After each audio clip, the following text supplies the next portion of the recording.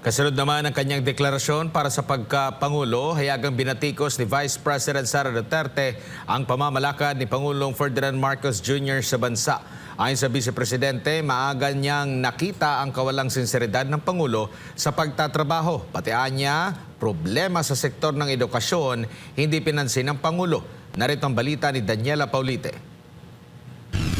Matapos kumpirmahin ang hangaring tumakbo sa pinakamataas na pwesto sa susunod na eleksyon, tila wala ng preno ang mga pahayag ni Vice President Sara Duterte laban sa dati niyang kaalyado. Sa eksklusibong panayam sa programang Vox Populi ng SMNI, inamin ng Vice Presidente na sa unang buwan pa lamang ng kanilang termino noong 2022 ay nagkaroon na siya ng agam-agam sa dedikasyon ni Pangulong Ferdinand Marcos Jr. bilang pinuno ng bansa.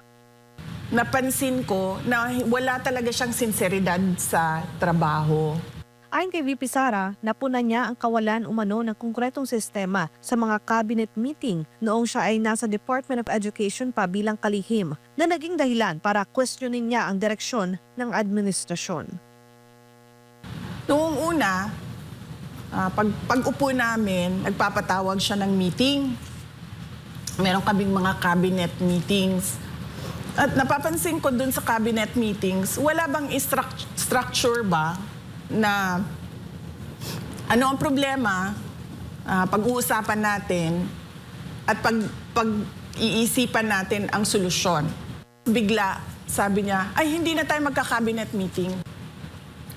Sabi niya, papatawag lang namin kayo kung may kailangan kami sa inyo. Kataka-takaan niya kung paano makabubuo ng konkretong solusyon sa mga problema ng bansa kung hindi naman regular na nagpupulong ang mga kalihim. Bukod dito, diretsahang inamin ni VP Sara na wala ring malinaw na direksyon ng Pangulo pagdating sa sektor ng edukasyon. Lahat ng ginawa sa Department of Education, kami lang yun.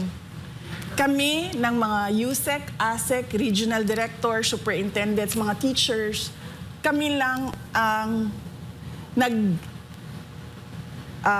nag-usap, nagplano, at nagbigay ng direksyon para sa Department of Education. Bukod sa sistema ng pagtatrabaho, idinaing din ni VP Sara ang kakulangan ng aksyon ng Pangulo sa issue ng classroom shortage. Ayon sa Vice Presidente, inilapit na niya ang reklamo tungkol sa umunoy panghihimasok ng ilang mambabata sa pondo ng DepEd. Ngunit hindi anya ito binigyang pansin ng Pangulo. Sinabi namin sa kanya, hindi natin matatapos ang classroom shortage kung nakikialam ang mga congressman. Tapos, binaliwala niya yung comment ng USEC ng Department of Education. Wala man lang siyang sinabi na, uy, patigil niyo yan, sabihan niyo yung mga congressman, huwag pakialaman yung budget. Kasi may kailangan tayong gawin. Meron akong kailangan na ipakita sa mga tao sa classroom shortage. Si Duterte ay nanilbihan bilang kalihim ng DepEd mula 2022 hanggang 2024. Bukod sa kawalan ng suporta, ibinunyag din niya ang umano'y kontrol ng Kamara sa pondo na tila pinahintulutan mismo ng Pangulo. Yung budget namin ay kinokontrol ng House of Representatives. Hindi lang control, kinuha talaga at pinaghati-hatian.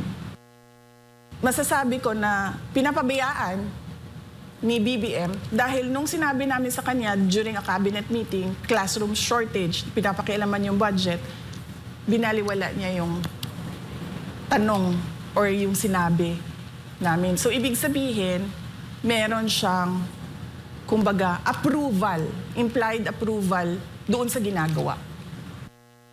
Matatanda ang una nang ibinulgar ni VP Sara na sina dating House Speaker Martin Romualdez at dating House Appropriations Chair Zaldico, ang dalawang taong may ganap na kontrol sa pondo ng bayan. Sa kabila ng mga seryosong paratang na ito, pinuna ni VP Sara ang tila kawalan ng konkretong aksyon ng Malacanang noon para imbestigahan ang nasabing issue. Sa ngayon, wala pang inilalabas na opisyal na pahayagang palasyo o ang kasalukuyang liderato ng Kamara hinggil sa mga pinakahuling akusasyon ng Vice Presidente. Para sa Diyos at sa Pilipinas kung mahal, Daniela Paulite, SMNI News.